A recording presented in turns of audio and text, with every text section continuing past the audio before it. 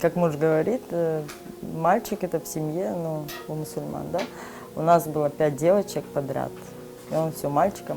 А когда один мальчик родился, ну, решили второго, чтобы помощник был ему, как бы, и выросли 2 брата.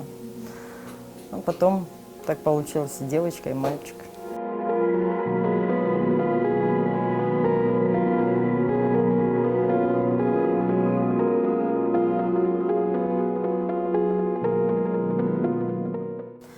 Ну, семья – это наше богатство, это наше счастье.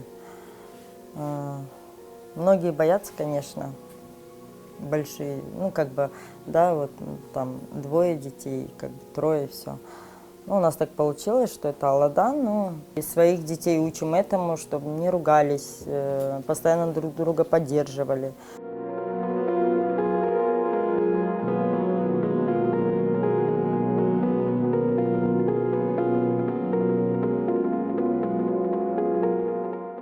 Это наша комната.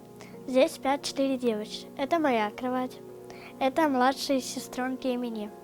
А тут спит Элина. Тут спит самая старшая сестра.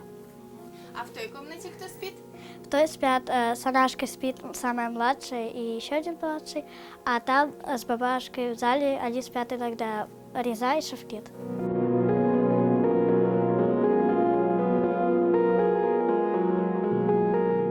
Идет стройка.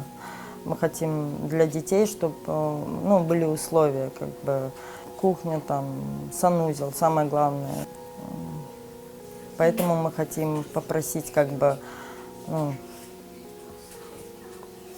если, конечно, это возможно, чтобы помогли, ну, как бы собрать немного средств на улучшение условий жилищных.